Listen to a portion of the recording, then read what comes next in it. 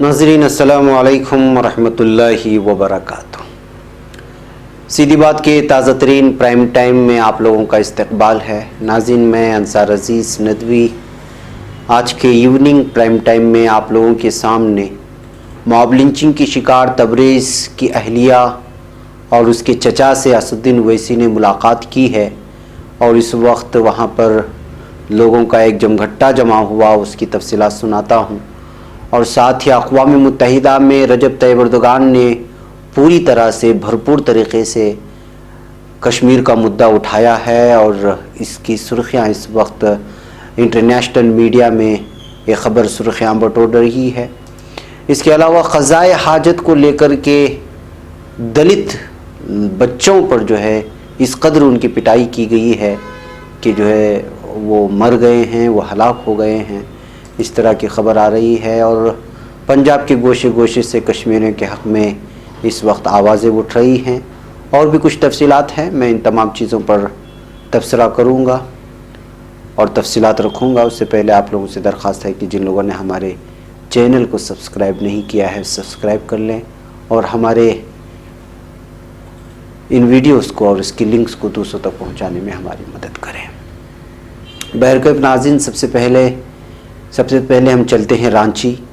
All India मजलिस इत्तेहादुल मुस्लिमीन यानी AIMIM के सदर और हैदराबाद के रुकन पार्लियामेंट असदुद्दीन ओवैसी ने झारखंड में रायकेला ज़िले के धतकी डेह में चोरी के इल्ज़ाम में मॉब लिंचिंग के शिकार हुए मुतवफ़ा तबरेज़ अंसारी की अहलिया और उसके चचा से मुलाकात की है। ओवैसी तबरेज़ की बेवा आयशा परवीन और उसके चचा मोहम्मद मसरूर आलम से दारुल हुकूमत रांची के एक होटल में मिले। लगभग 40 मिनट तक की मुलाकात में मिस्टर ओवैसी ने कहा कि तबरेज़ का मामला अदालत के ज़ेर गौर है, इसलिए उन्हें अदालत पर भरोसा करना चाहिए। उन्होंने कहा कि ऐसे में किसी भी तरह की सियासत और मुखालिफत करनी ठीक नहीं है। गौरतलब है कि इस साल 17 जून की रात को धतकी डेह के लोगों ने चोरी के इल्ज़ाम में तबरेज़ अंसारी को पकड़ लिया और खंबे से बांधकर रात भर पिटाई की। इसके अगले दिन उसे पुलिस के हवाले कर दिया गया। पुलिस ने उसे जेल भेज दिया जहां उसकी मौत हो गई। तबरेज़ के अहल खाना का इल्ज़ाम है कि पिटाई की वजह से उसकी मौत हुई थी। बहरकैफ नाज़रीन, झारखंड में अपने खुसूसी प्रोग्रामों के लिए जब असदुद्दीन ओवैसी ने झारखंड गए तो वहाँ मुख्तलिफ मुसलमानों ने पूरी तरह से उनका पुरजोश इस्तकबाल किया और इनका वहाँ पर बयान भी हुआ और बहुत सारे मौज़ूआत पर असदुद्दीन ओवैसी ने बात भी की है। बहरकैफ और दूसरी अहम तरीन ख़बर आज की जो है वो भी एक अचंभे वाली ख़बर है कि रामदेव कब किस तरह का बयान दे और किस तरह अजीब व गरीब हरकतें करे पता नहीं चलता। जी हाँ, योगा के नाम पर सियासत और कारोबार करने वाले रामदेव ने एक बेबुनियाद और अजीब व गरीब बयान दिया है, इस तरह मानना है कांग्रेस के लोगों का। उन्होंने कहा कि कांग्रेस की सीनियर रहनुमा सोनिया गांधी और राहुल गांधी नहीं चाहते थे कि वज़ीर आज़म नरेंद्र मोदी और वज़ीर दाखिला अमित शाह जिंदा रहें। उन्होंने कहा कि पी चिदम्बरम ने साजिश के तहत अमित शाह को जेल भिजवाया था। वो यही नहीं रुके बल्कि उन्होंने एक इंतहाई बेहुदा बयान देते हुए कहा कि चिदम्बरम नरेंद्र मोदी को फांसी लगवाना चाहते थे। ये बेबुनियाद बयान रामदेव ने सिम्बायोसिस यूनिवर्सिटी कैंपस के इफ्तिताह के मौके पर दिया। यानी उन्होंने इन तलबा के जहनों को आलूदा करने की कोशिश की जिनका जहन साफ होता है। मुबस्सिरीन का कहना है कि रामदेव ने यह बयान हालिया असम्बली इंतखाबात को जहन में रखते हुए दिया है। जिस तरह बयान रामदेव ने पी चिदम्बरम को लेकर दिया है उससे चिदम्बरम की इस बयान को तक़वियत मिलती है जिसमें उन्होंने कहा है कि उनके खिलाफ जो कार्रवाई हो रही है वो एक सियासी साजिश का हिस्सा है और बदले की नीयत की वजह से की जा रही है। नाज़रीन, वाज़ेह है कि रामदेव ने कहा कि चिदम्बरम ने साजिश करके अमित शाह को जेल में डलवाया था और मोदी को फांसी लगवाना चाहते थे। अब सवाल यह है कि क्या चिदम्बरम आज इसलिए जेल में हैं क्योंकि जब वो वज़ीर दाखिला थे उस वक्त अमित शाह को जेल हुई थी।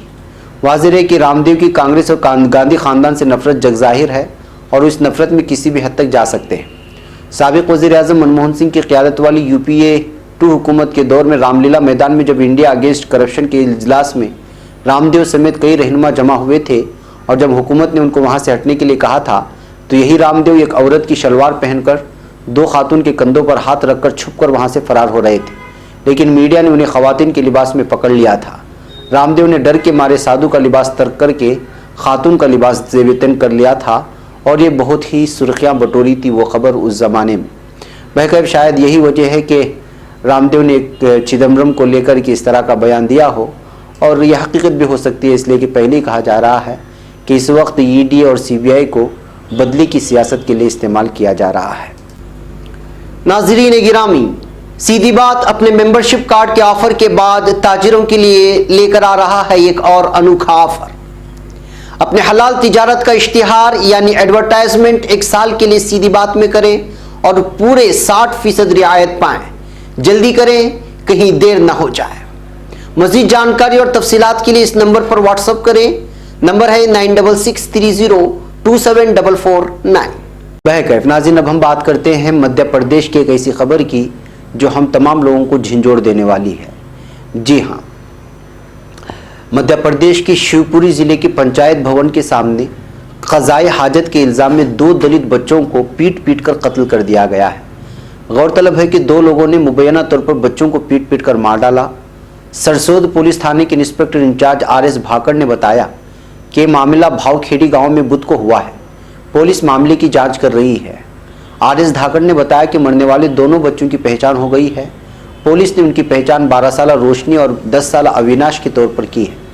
دھاکر کے مطابق پٹائی کے بعد دونوں کی شدید چوٹ آئی تھی اور انہیں فوراً ضلع اسپتال میں داخل کرایا گیا تھا۔ ہاسپٹل میں ڈاکٹروں نے ان کی موت کا اعلان کر دیا ہے۔ رپورٹس کے مطابق ان بچوں کا قتل لاٹھیوں سے کیا گیا۔ یہ بھی بتایا جا رہا ہے کہ ایک شخص نے اپنے ساتھی کے ساتھ مل کر دونوں بچوں کی اس قدر پٹائی کی کہ ان کی موقع پر ہی موت ہو گئی۔ موصولہ اطلاعات کے مطابق کہا جا رہا ہے کہ مرنے والے بچے رشتے میں بوا بھتیجے تھے۔ واضح ہے کہ یہ معاملہ اس وقت ہے جب وہ صبح قضائے حاجت کے لیے گئے تھے۔ پولیس نے بچوں کی لاش کو قبضے میں لے کر پوسٹ مارٹم کے لیے بھیج دیا۔ وہیں معاملے سے متعلق بیان دیتے ہوئے ڈھاکر نے کہا کہ ملزمین کے خلاف کیس درج کر لیا گیا ہے۔ ہندوستان ٹائمز کی رپورٹ کے مطابق معاملے کے ملزم حاکم یادو اور رامیشور یادو بھاؤ کھیڑی گاؤں کی رہنے والے ہیں۔ دونوں کو گرفتار کر لیا گیا ہے۔ رپورٹ میں پولیس کے حوالے سے بتایا گیا کہ دونوں نابالغوں پر حملہ کرنے سے پہلے ملزمین نے اپنے موبائل فون سے ان کی تصویریں بھی لی تھیں۔ رپورٹ کے مطابق ملزم نے پولیس کو بتایا اس نے دونوں بچوں کو اس لیے مارا کیونکہ ایشور نے اسے دشتوں کو مارنے کا آدیش دیا تھا۔ بہرکیف ناظرین، یہ دیکھیے، یہ ہے ہندوستان کی ترقیات کا نام کہ 2 دلت بچوں کو صرف اس وجہ سے مار دیا جا رہا ہے کیونکہ وہ دلت ہیں، پسماندہ طبقات سے تعلق رکھتے ہیں، اور مارنے والے لوگ وہ ہیں جو اپنے آپ کو بڑے سماج کے سمجھتے ہیں، جبکہ حقیقت میں وہ بڑے سماج کے نہیں ہوتے۔ ان کی سوچ اور ان کا ساری کی ساری چیزیں گھٹیا اور بہت ہی بری چیزیں ہوتی ہیں۔ یہ لوگ انسانیت دشمن ہوتے ہیں اور یہ اپنے سے اوپر کسی کو سمجھتے نہیں ہیں۔ اس وجہ سے جو ہے اس طرح کے حالات بنائے جا رہے ہیں۔ اس وقت ہندوستان میں جن کو جو کہ 85% سے زیادہ جن کی آبادی ہے، جن کو مول نواسی کہتے ہیں یا پھر OBC ST SC کہتے ہیں، یہ سارے کے سارے وہ ہیں جو ہندوستانی ہیں اور یہیں کے رہنے والے ہیں۔ ان لوگوں کو ایک مخصوص قوم نے صرف اپنا نوکر بنائے رکھنے کے لیے اور اپنے اقتدار کو بچانے کے لیے اس طرح کی اونچ نیچ کی ایسی چیزیں بچھا کر کے رکھ دی ہیں کہ آج ترقیات کے اس زمانے میں بھی دلت بچوں کو پیٹا جا رہا ہے، اور اس قدر پیٹا جا رہا ہے کہ وہ جان سے ہاتھ دھو لے رہے۔ یہ ہندوستان کے لیے بہت ہی تشویشناک امر ہے۔